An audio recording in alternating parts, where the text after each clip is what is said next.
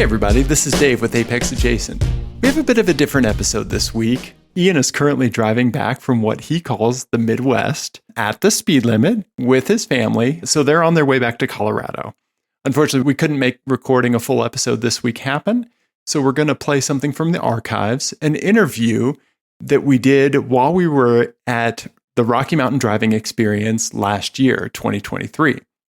So this is an interview that we did with Steve Clark and Brandon Garst from Shift Colorado magazine. Shift Colorado is an incredible publication. It rivals any of the top automotive magazines or kind of productions that you've ever seen.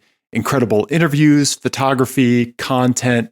It's delightful, and it's all free online. So there will be links to Shift Colorado, where you can get the magazine, in the YouTube description. And after the interview, I'll come back and we'll put a bow on this thing. Ian. Dave.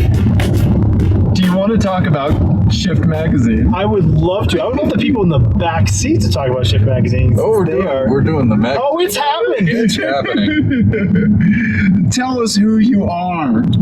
Well, Ian and Dave, my name is Brendan. I'm the editor-in-chief of Shift Colorado magazine. I'll pass it over to my associate here.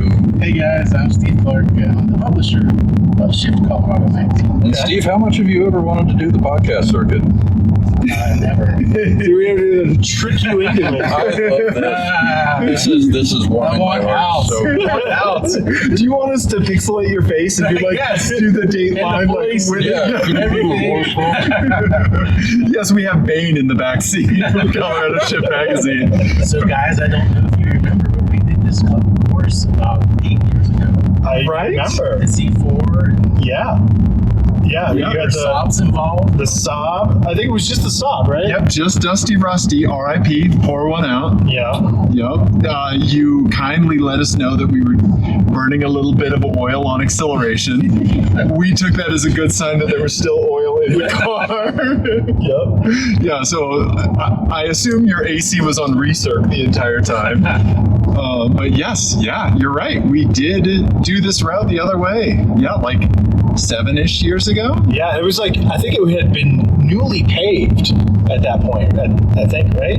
Like there was some section like the year before that was still dirt. And I think that was like that was maybe the first season where it was fully paved with another pass. So back to Shift Magazine and you being under duress to do an interview. It's all good. he loves it. I love it. He doesn't love it. So we had Pat Curtin on the show and had a wonderful time talking to him. For anyone who doesn't know, what is Shift Colorado?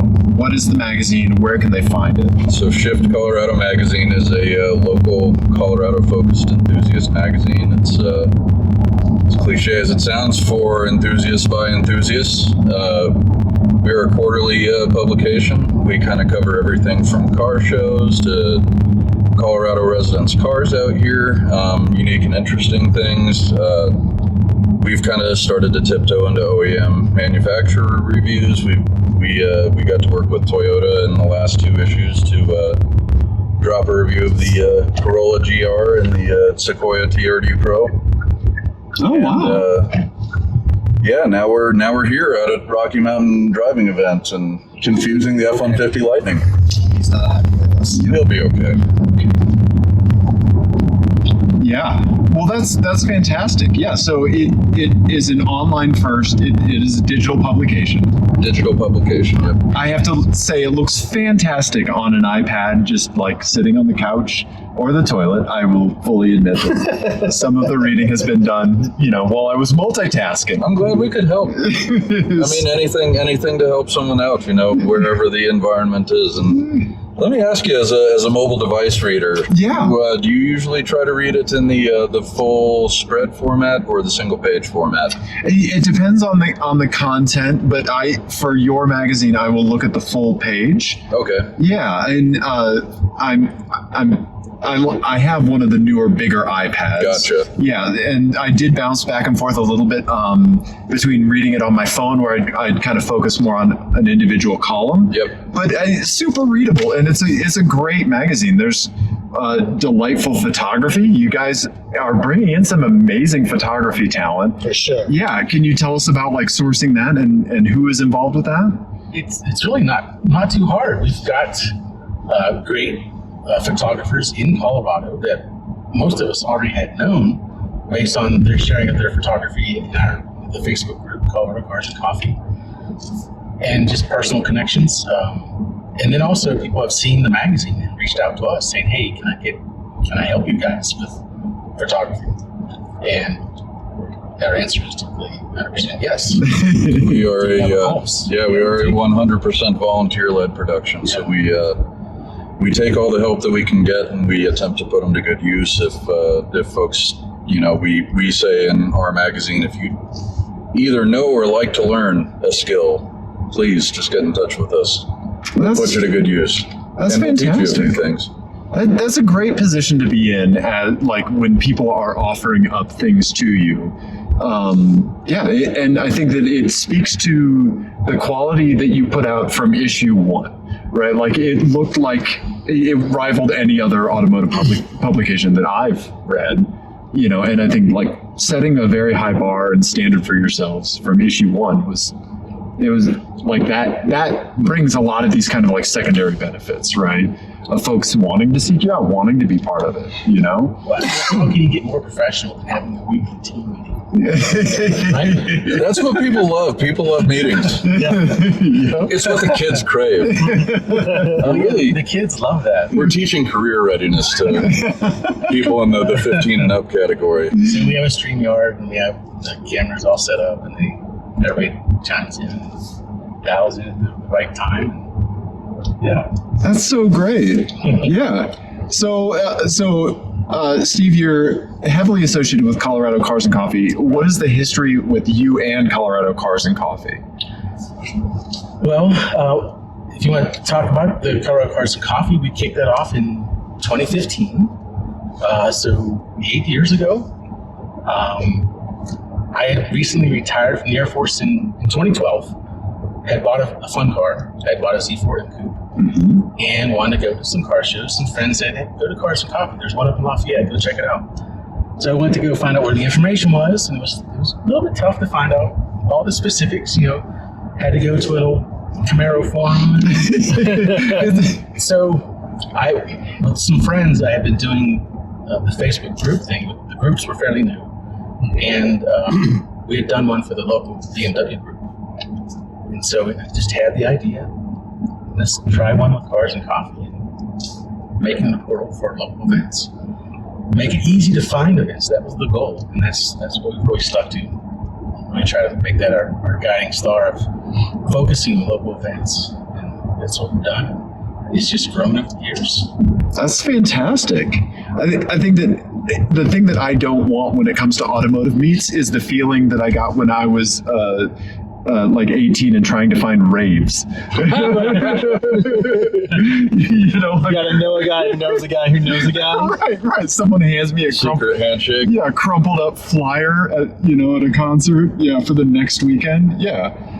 So it is very much appreciated, like having that consolidated information in one consistent source, because I think a lot of times there's no barrier to doing something like that. It's just someone doing the thing. Right. Yeah, and it is very much appreciated. Somebody just doing the thing. We have all kinds of car enthusiasts across Colorado, and that's how we started, with a small group of enthusiasts. And we've grown over the years because I need help with a newsletter. And we've got Ryan who helps us with the newsletter, and he's excited about going and finding the events and collating them from all of our different sources and putting them in one place. So it goes out onto our email newsletter. It goes out on Instagram. On Fridays we have a weekly events post. You can find all the events there in the Facebook group. But the group has grown. You probably wouldn't realize it, but we have about 30 to 35 people within our group. Oh, wow. And all do different things, different teams, all behind the scenes. That's amazing. Yeah, that's a heck of an admin staff. It is. Wow. Yeah, that's awesome. Yeah, Colorado Cars and Coffee. Yeah. So last year we had come up with the idea of Do you want me to say it? No. I'll let them, Are you going to I'll say let it, or them are you know, going to make Brendan. me do it? I'll let them know, Brendan. But you guys have heard of Avance, right? Like Audi RS Avance? No, the car club. No, we haven't. Is it a club? It is. I thought it was just a magazine. No, it's a car event club. Oh. So go look them up. But there's an Avance Denver, and they had started putting out a magazine, and I checked it out. It was in print, thick, heavy, well done. And I was like, wow, could we do something for Colorado's car culture like that? Okay. And that was the genesis of it. And also, in the shower, I had this idea Thank you. of going out to all the various contributors out there. And you drew it on the frost in the shower glass, Yes, like Russell I did. Crowe in a I beautiful wrote some night. notes in the shower, in the frosted glass. Thanks for pointing that out, Brendan. But that's where the genesis of the idea came from. And I posted up into our internal Discord channels to the team, the large CNC team. Hey, you guys interested in maybe doing a magazine? I don't know how to do that, but. He offered a delicious free Thai dinner to anyone who would show up and listen. And we had some folks show up. Brendan was one of the folks that showed up. He showed a huge interest. And I said, here, this job's all yours now. And he became our editor-in-chief. That's how we got here. Nice. I have an idea. Now do it. It's the best way to do it. Yeah. I mean, showing up is really an underrated skill. Yeah. Oh, you can't overstate that. Yeah. That's for sure. Right? Yeah. Oh, that's fantastic. Oh, there's We got some bighorns again. Yep. Those are goats, I think. Oh, are those goats? So what has been the biggest learning curve? Has it been trying to wrangle freelancers? Has it been to the technical side of it? What's been the biggest I'm going to go with yes. surprise? And I'm going to maybe cage that in a couple of examples. First off, the first thing that I had to figure out was a software selection for a beautiful design magazine. Let's start with, I'm an accountant. Design is not really a language that I speak necessarily. Yeah, we are not magazine. Designers. No, we've got an engineer and an accountant running a magazine. So that's what you want, actually.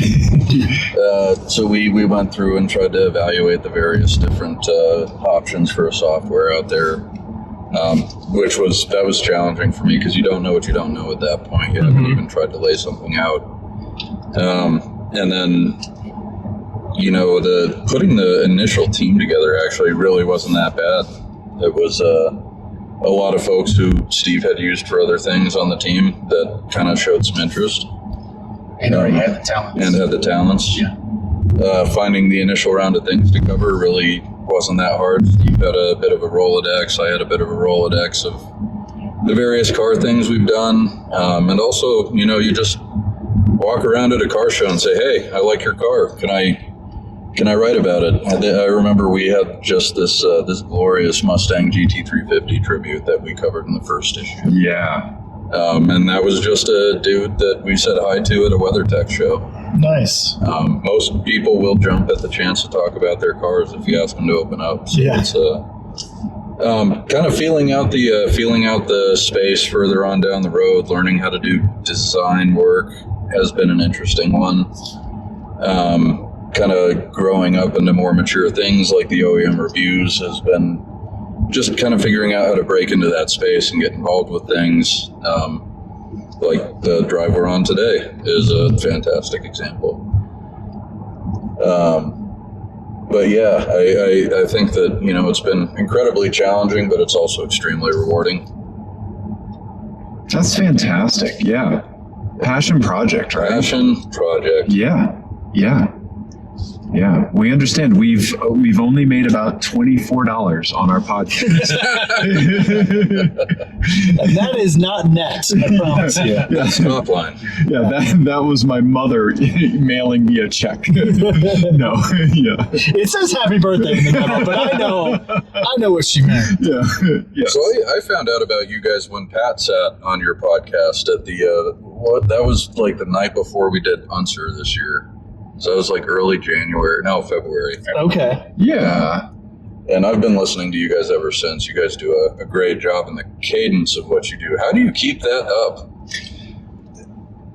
Dave is how we keep it up. Yeah. Well, so there's two sides of it. So Ian has 2 kids. He has a family. He has a lot of stuff going. And so I think like having some flexibility on my side from the schedule and just rolling with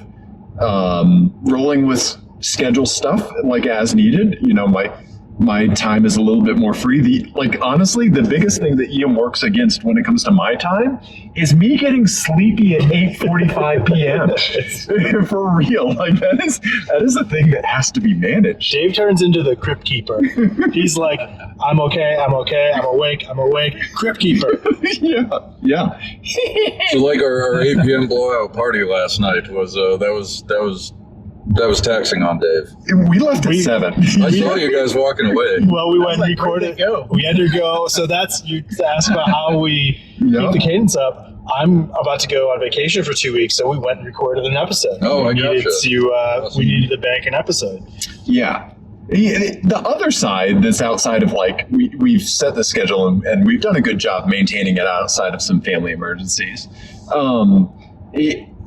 Is that like Ian and I would just naturally want to talk to each other anyway. Like, I mean, we're, incredibly close, friends. He's, my best friend and, we talk so much, and it's a little bit of a change in the relationship in that like a lot of the stuff that we talk about, we would have been texting each other like throughout, say, the week, cars or a car thing or something. Now we just kind of like save it all for a show and then just kind of like get it all out there in a show, you know? Well, when it comes to like, I forget sometimes to tell Dave things because I'm like, I'm going to talk to him later this week. I should just tell him then.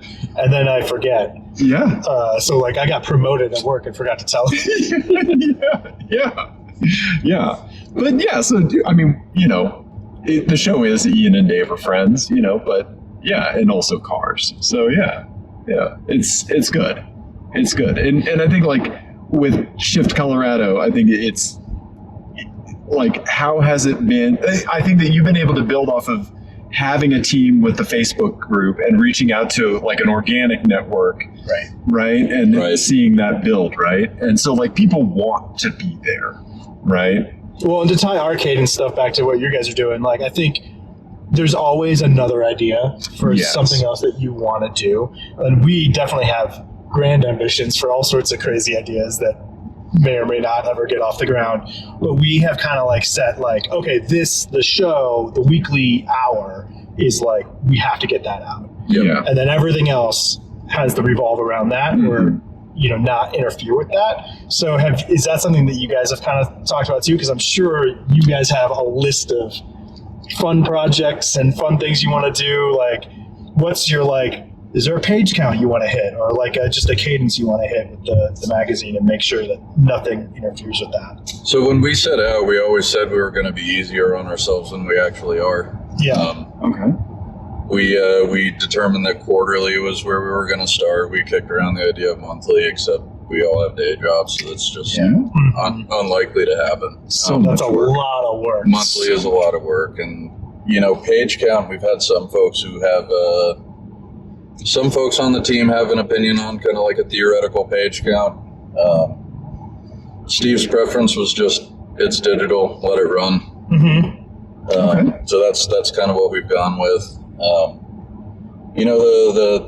The guidepost for us is this still fun as we're putting things together, and our goal, what we had initially said is if we're not feeling it as we're putting it together, we'll just delay it a week or two. And we're learning we have to use boring project management to keep it fun. Yes, don't procrastinate. We now have things like an outline and a Gantt chart. Oh, nice. Okay. Assignments. We've got media passes for you 3 photographers. You ready to go? Follow-ups, drive-by meetings. Can we chat for a second in Discord? Right. Which is to say, it's just it's a lot to manage, but it's still stayed fun because we have not given up yet. Yeah. And we That always is a think lot to we're going to manage. be under as far as the page count, and it always tends to be over what we were expecting. Yeah, I mean, I would say I shoot for maybe around 100 or so. It winds up more than that. I'd be comfortable at 80, and I was feeling really good. Yes. I mean, for our production of our issue that dropped a week ago, we kept seeing stories fall off and fall off and fall off, and I was sitting there getting happy about that. Like, we're going to be short. No, longest one ever, 148 pages. And most of that, I think we talked about that in the letter from the editor, most of it in the last week. I think we had 20 design pages as of the Saturday before we went out, and then up to 148, so that was a big lift. Oh, yeah. Where can folks find Shift Colorado? People can find us on our new website at www.shiftcoloradomagazine.com. Nice. I love it. Nice. I think we're going to call this an episode. Fantastic. This is a mini episode. A little Ian. mini No, episode. it's a high and tight 23 minutes. I love it. A little mini episode. Yes. Well, yes. So thank you. Well, thank you for being our prisoners. I mean, guests. Yeah, thank you for being our jailers. I mean, drivers. Yes, thank you, I guess. Thank you for stealing the car from us and locking us in the back seat. Yeah, child safety locks are on, folks. Yeah. Ian did leave us an album of the week, even though he's not here. So instead of me just lying and telling you that it's some Aphex Twin album, I'll actually give you his proper album of the week. This week it is Stay Positive by the Hold Steady. And Ian says it's the last album in their concept trilogy, and it talks about hot summers in the Midwest. And the band is from Minneapolis, the area where Ian and his family spent a majority of their summer this year, and where they're driving back from. So check out the YouTube description for links to Bandcamp, Apple Music, and Spotify. Yeah, and thank you so much. Always text Vanity Plates to 720-515-1391 if you have them. And there we go. Thanks so much, everybody. Ian says he loves you, and I love you. We love you. Goodbye.